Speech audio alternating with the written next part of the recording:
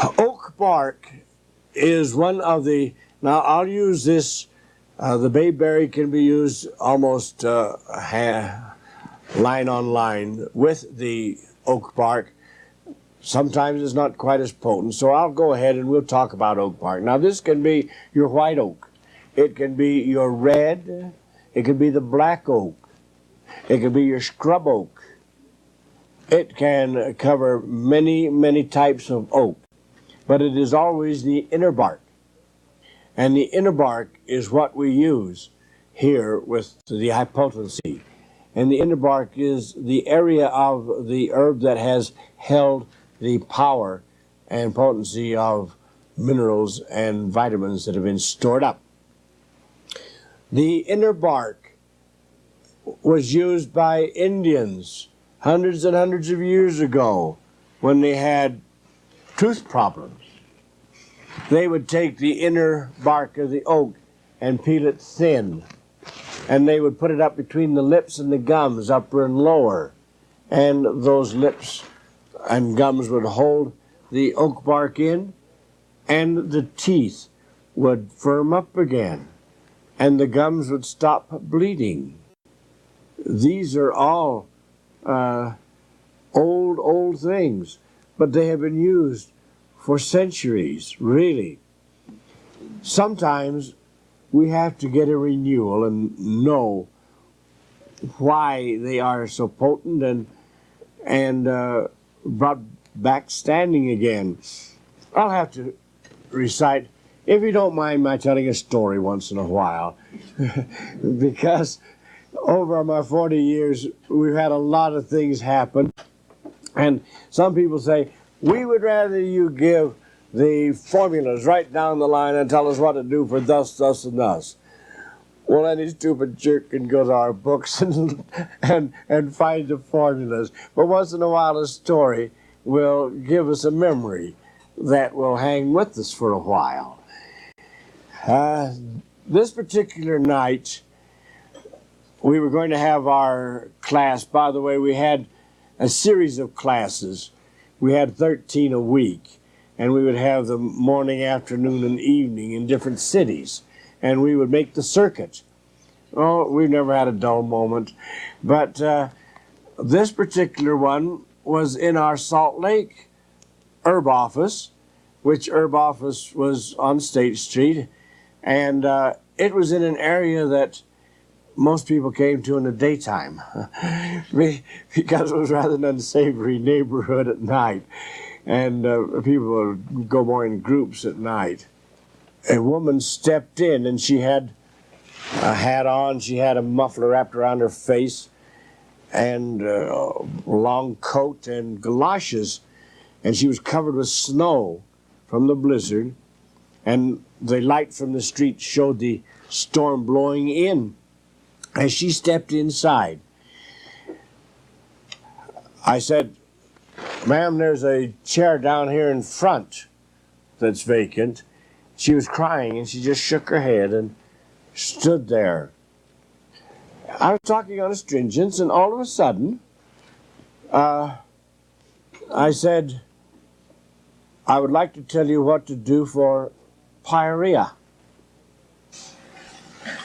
And I said, if with the pyorrhea you're bleeding at the gums or the gums have peeled up, if the teeth are loose, I said using the oak bark, leaving it in all night every night, within a very short time, within sometimes a week or 2 or 3 weeks, those teeth will tighten up and the gums will heal.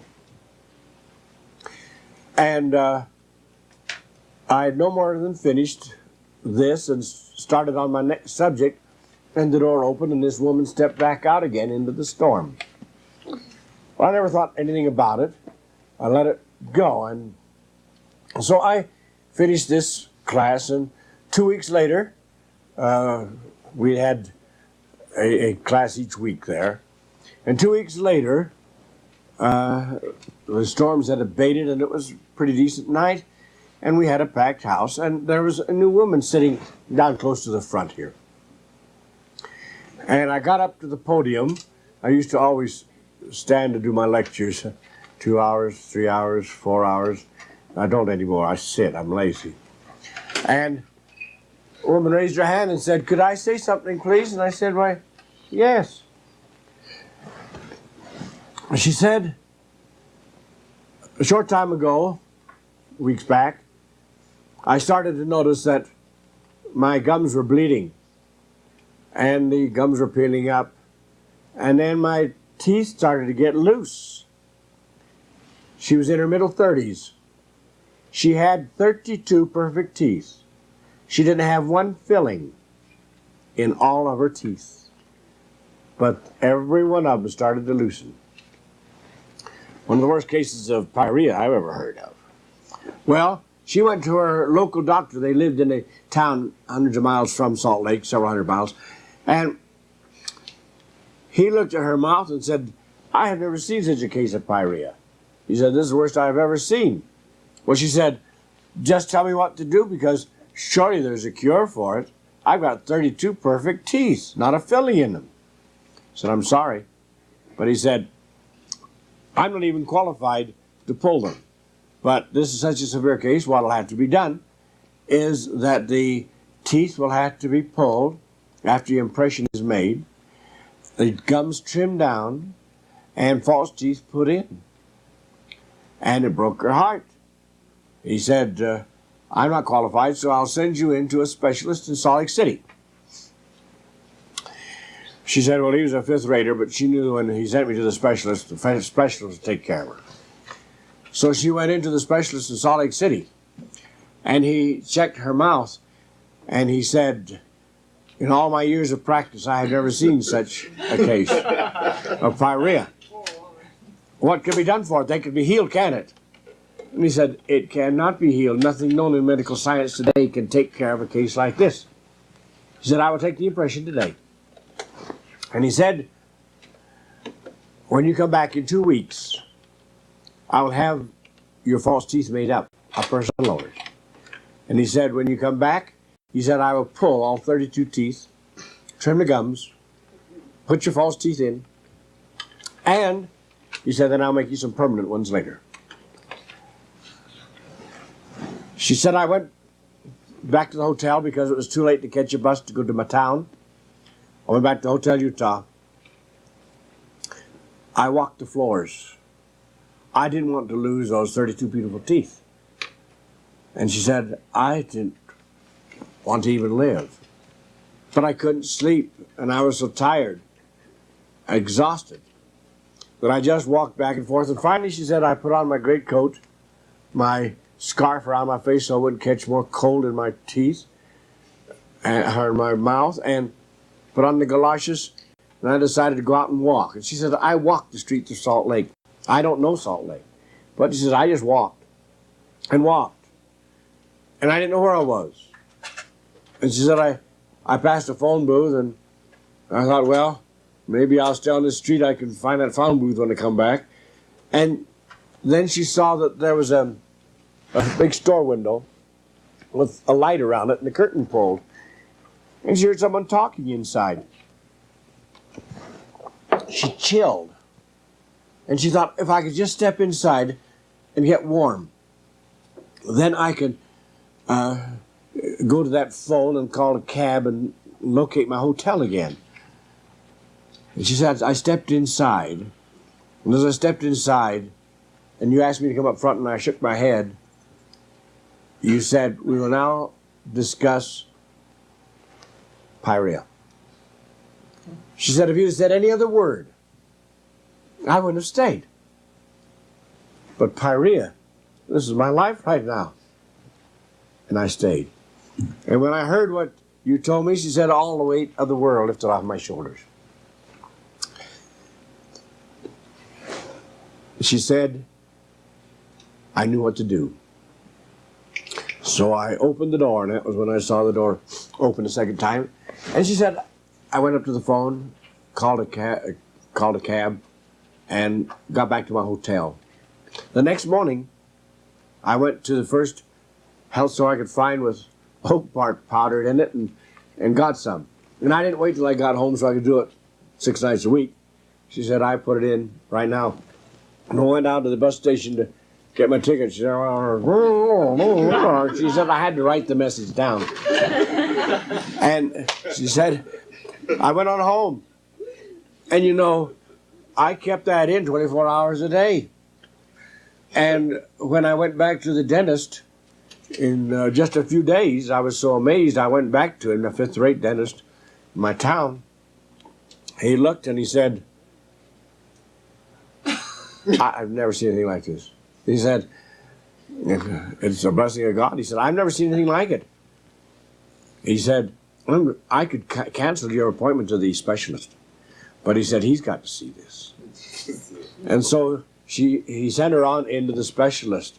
And she said, I was in there today. And she said, he checked my mouth. And he said, in all my years of practice, I have never seen anything as astounding as this. And he said, there will be no operation. There will be nothing. He said, you've got 32 perfect teeth. And so she said, I went back to my hotel room and I thought, well, I've got to stay and stay over because I've got to wait for my bus. And I'll tell the folks at that class about this. And so she came in, and boy, did she sell them on white oak bark.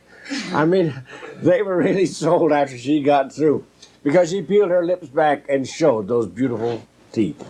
I'd like to tell a story about the white oak bark also. As soon as I listened to that the tape on that story on Pyorrhea, I thought it was absolutely amazing. I listened to it again and again. I said, this is incredible. No sooner than I listened to the tape, I went to a class that I had in Pittsburgh, and a friend of mine came in and sat beside me, and he looked really depressed. And I said, what's the matter? He said, man, you're not going to believe this. He said, I just came from the dentist. The dentist told me he had to pull all of my teeth. I said, no, I'm not going to believe this. I said, why? He said, Pyorrhea. I jumped out of the chair. Couldn't believe it. No sooner than I heard that. He said that. And I told him about the oak bark, and he went and got the oak bark. In a couple of weeks, his teeth were hard as rock. Hard as rock. I like that. Thank you very much. You know something, folks? Sure, I can sit here. I've had these experiences for 40 years, and I can talk and talk and talk. But when we have someone to rub shoulders with us, like has happened here, you'll understand. Oak bark is from God. Oak bark is loaded with calcium. Oak bark is loaded with the very things that we need to rebuild the system. And it is an astringent that makes the tissues come tight and close together. And that is why we get these terrific healings. It is astounding. We now have a tooth powder that many doctors are using now, because as we meet with our doctors twice a month, they tell us that they have seen amazing things with Pyorrhea by people who are using this tooth powder and putting that up between their lips and their gums. You know, it is the nastiest looking stuff you ever saw. It's dark and dirty looking.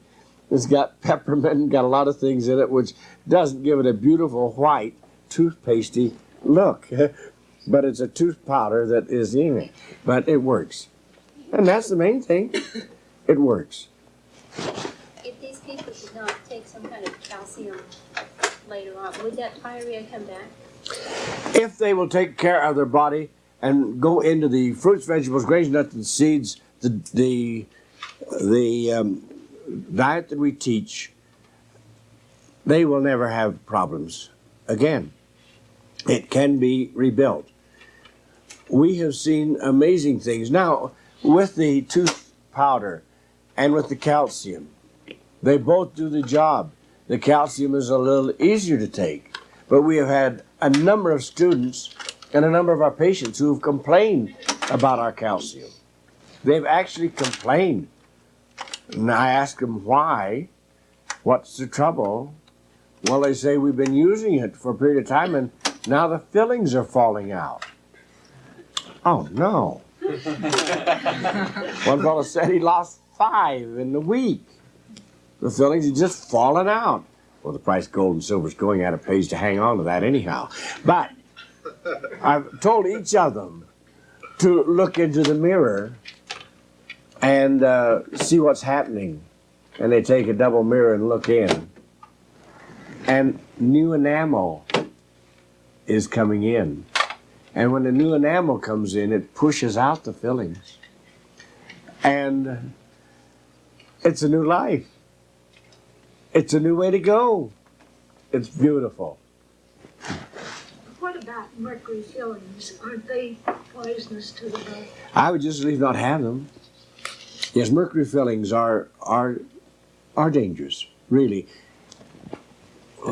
There is some malfunction with silver and gold fillings eventually, but they are the least harmful. But over a period of time, until we learn how to grow our own new teeth in, how we learn, and you know, every individual, as you know, has tooth buds on top of tooth buds waiting to come in. And we have history of a man in Mexico who has his 5th set of teeth. 5th set. The buds are there. And all the good Lord needs is a little cooperation on our side. And instead of eating processed garbage, eat some of his good food. Things will happen. I had one of the fellows at work came in and said, I've had some time off to have my gums trimmed. And I said, well, why don't you try the herbal tooth powder? So he really, didn't believe in this too much. And I said, well, I'll try it anyway.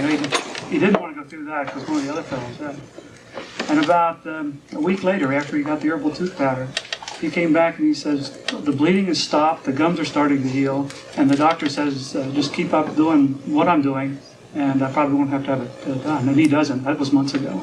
That's beautiful. All right. There's so much of this evidence. It's there.